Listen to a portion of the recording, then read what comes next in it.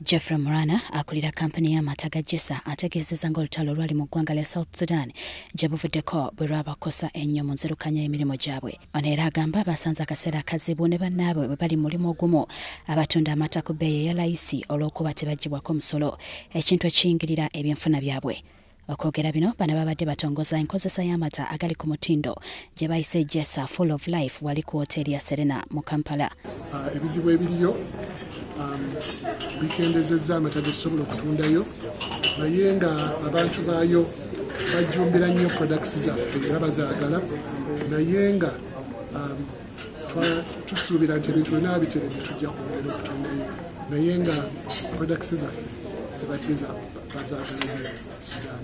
Morana kati agamba singa gavumenti eyamba n'ejja omusolo ku mata kijja kusobozesa bannayuganda okugulanga amata ku bbeeyi ya layisi. Amata gali amalala ag'ebikopo ate go tegaliiko VAT.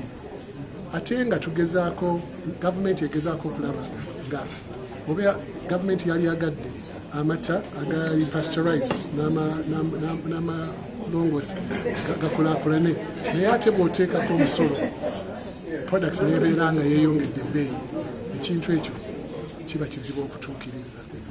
Kakati ffe nga bannamakolero abakola amata tugezezzaako nnyo okunnyonnyola gavumenti okulaba ng'ekiraba era ekitegeera nti bwe tuba twagala okukuza sekita y'amata n'abantu nga banywa amata agali safe ekintu ky'omusolo baali kitunuddemu kubanga ebbeeyi yeeyongera nezibuwaza omuntu wa bulijjo okuba nga asobola okufuna amata ku bbeeyi.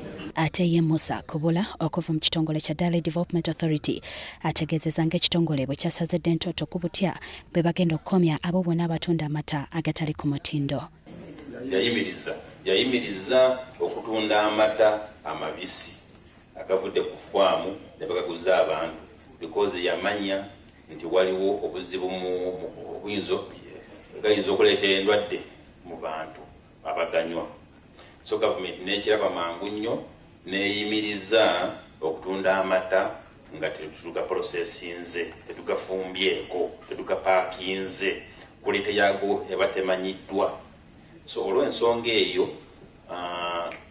government ng'eyita mu Daily Development Authority ekyakikolako okulaba ngeri ki gyenaastopinga okutunda amata nga tebagaprocessinzeeko.